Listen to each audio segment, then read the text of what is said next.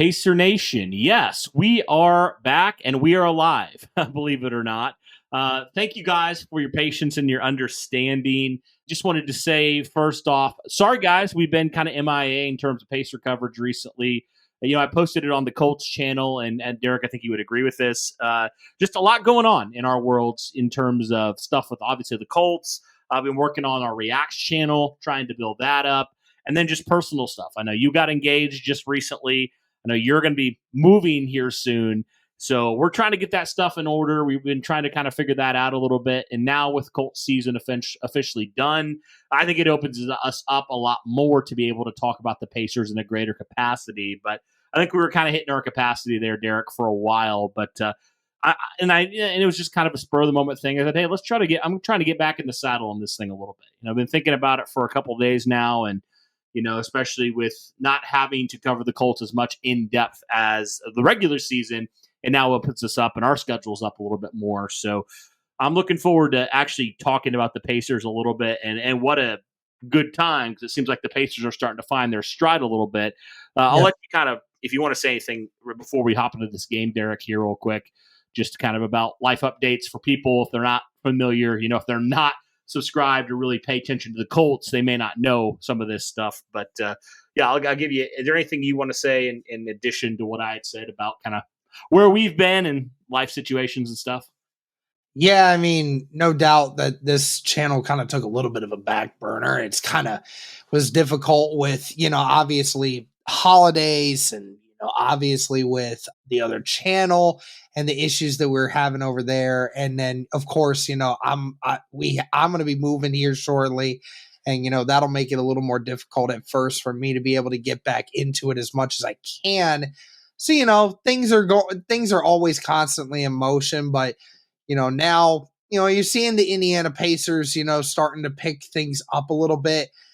Things seem to be heading in the right direction there. And yeah, certainly excited to be able to talk a little bit more Pacer basketball now that the Indianapolis Colts season is now officially over. Yeah, for sure. And, like you said, we'll kind of hop into this game. The Pacers have been finding their stride as of recently. They had at the beginning of the season, Derek, Pacers were really struggling. They had some things. There were a lot of question marks. Were some players going to get moved? I saw all that on Twitter, just people kind of asking all those questions about kind of the future of some of these players. Obviously, you had some of your star players not playing well to start the season, especially guys like Tyrese Halliburton and Miles Turner were really struggling to start the season, but it definitely feels like they have started to find their stride in a lot of ways, which is definitely great news for the Indiana Pacers because, if your two of your top guys aren't performing up to the standard, Derek, and up to where they need to, I mean, no doubt your team's going to struggle 100%. So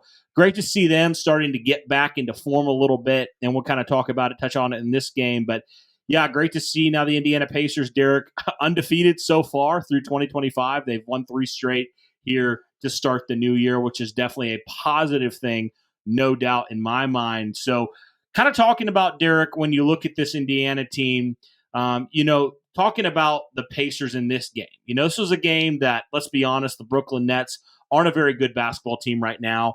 So this was a kind of a game, and we've seen similar games where the Pacers play what people would say is inferior competition, a team that has a worse record than them.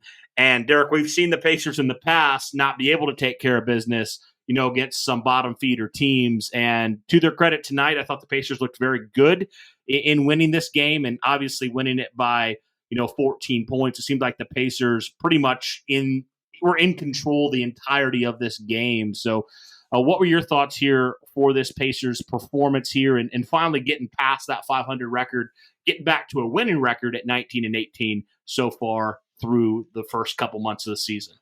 Yeah, I wouldn't say that the Pacers controlled it for the entirety of the game.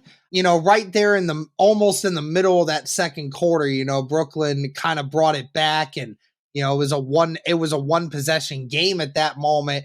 But from that point on, Indy started breaking it apart, and then obviously, like you said, by the time it was the middle of the third quarter, Indiana had already had a 20-point lead. Brooklyn kind of made a little bit of a comeback there. It kind of made you sweat a little bit.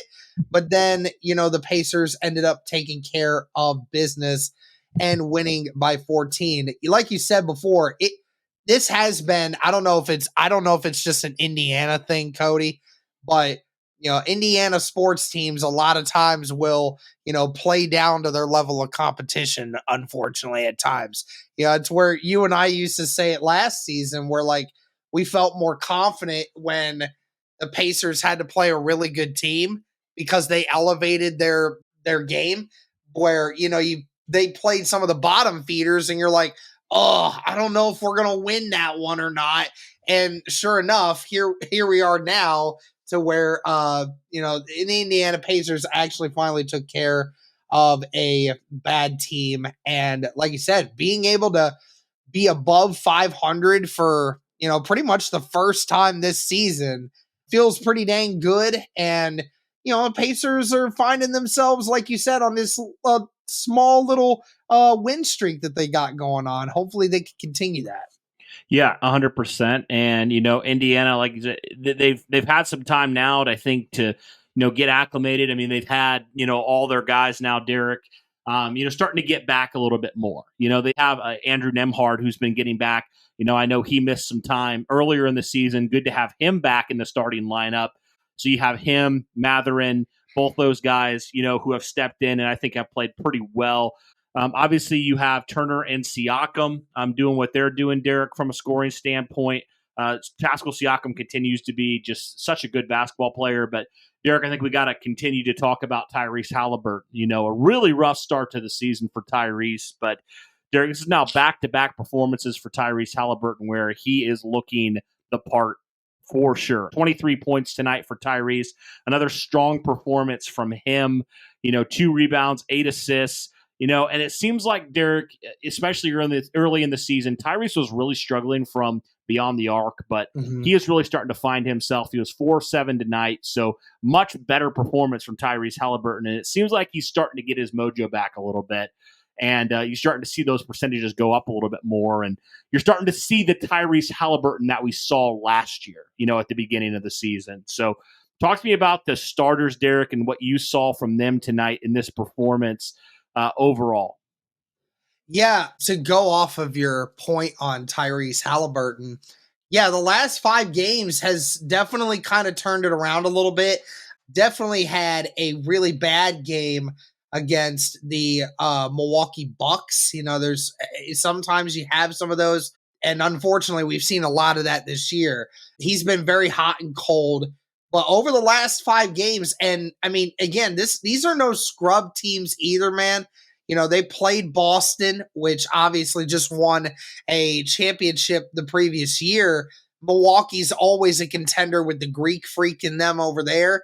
Miami, say what you will by Miami. Miami always fights really freaking hard. They play really well. Phoenix is no short of talent. They got some really good guys over there. Brooklyn, this is the first team in a while that Indy's had to face that isn't going to seriously contend. And in 4 of the last 5 games, Halliburton has scored at least 20 points, has had 30 in at least 2 of them. I think in that Milwaukee or in the Miami game, he had another 35 and 15 game. His second time ever doing that with no turnovers. There's only been a handful of NBA legends who have ever pulled off those kinds of numbers, and Halliburton just did it for the second time.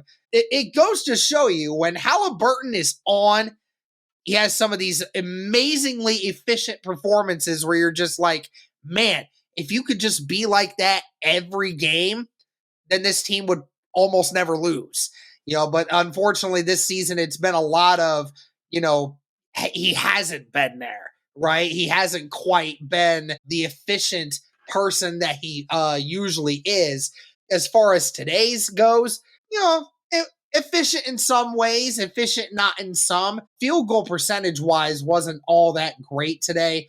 Actually had his most turnovers in this game than what he's had in his last 5 matchups. So, definitely a concern there, but did shoot the 3 very well today, 100% from the free throw line. Again, another 23, 2, and 8 performance. So, all in all, another day's work for Halliburton, and, the rest of the guys picked up the slack. Yeah, and the last three performances for Tyrese 33, 27, and 23. So Pacers starting to find themselves offensively. And Derek, this was a unit and just a team in general that, was so good offensively a year ago. So it was crazy to see how they had really struggled to start the year to find their way, considering how they were shooting the lights out last year. But it's starting to feel like the Pacers are starting to find themselves a little bit more in that department, especially Tyrese, who is that leader. He's the guy you paid. And if he's leading the way and if he's doing well, it just opens it up for everybody else.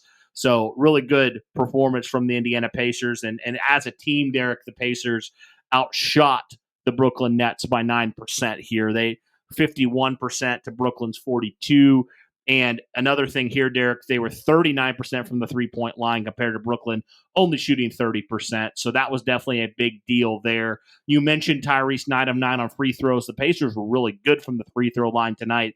They only missed 2 of 23 attempts. So great job from them, over 90% from the free throw line. And Derek, we saw the Pacers at times really struggle at the free throw line. And you did wonder, like, if they made some of those last year, how many of those games would they have potentially won? So good to see them from that standpoint starting to figure that out and having a strong performance there. Talking about this Indiana team, you mentioned it already, a couple turnovers that are a little bit of a concern there, but against a bad team, you can get away with that. But obviously for Tyrese, that can't continue. But yeah, Derek, I think as a whole, I thought Indiana, when you look at it from top to bottom, I thought they did a pretty good job. Obi Toppin also had 11 off the bench as well. Thomas Bryant, who was a new addition, former Indiana Hoosier, he's kind of your backup center. It's been good to see him starting to get some action, Derek, in this. And he had 3 rebounds, 8 points. McConnell had 8 points. Walker had 4, and Furphy had 2 here, Derek. So, yeah, overall, it wasn't the greatest day shooting, but it was still efficient enough and good enough to do it against a bad team. And the Pacers did not, in this instance, play down to their competition. And in the last, Derek, stretch of games here, really the last month, the Pacers now at 10-4. So it seems like they're pushing in the right way. They're going in the right direction, which is definitely great news. And, great to see now this team, Derek, like that was so, it felt like last year it was so much like trying to fit pieces in with players, Buddy Hield being shipped out, having Andrew Nembhard step into a starting role, but now he's been that starter, and is kind of settling into that role. Same with Benedict Mathurin. He came off the bench last year, but now he is starting for Indiana. So it's great to see some of these guys starting to form that cohesion a little bit more with obviously the big three with Halliburton, Turner, and Siakam. So great stuff there, Derek, and good to see some of these players off the bench, also contributing, which is great. And we've obviously talked about and raved about this Pacer bench before. But overall, Derek, a good performance. It wasn't perfect. Certainly things to work on, as there is every game. But, you'll take it against a poor team. And sometimes the Pacers didn't do that last year. So I'll take a 14-point victory. Yeah, definitely always take it. It is crazy because, looking at the overall like team stats from today, and it's funny, you take away the field goal percentage and you would think Brooklyn would have destroyed Indiana in this game, because outside of the shooting percentages, Brooklyn practically beat Indiana in almost every category. They had 1 more assist than the Pacers did today. They had more points off of turnovers. They had more fast break points, which is always a Pacers stat. Had a few more points in the paint. It's funny because and they out rebounded them so drastically.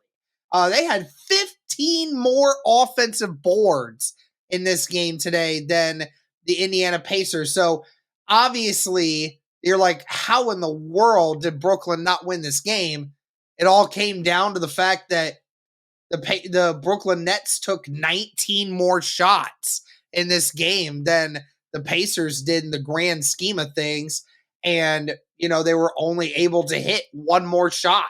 And obviously the Pacers got to the free throw line a lot more. They had 12 more free throws in that game than the Brooklyn Nets did, and ended up having 14 more makes. So again, you take away all the free throws, then we have a situation where the Pacers would have tied this.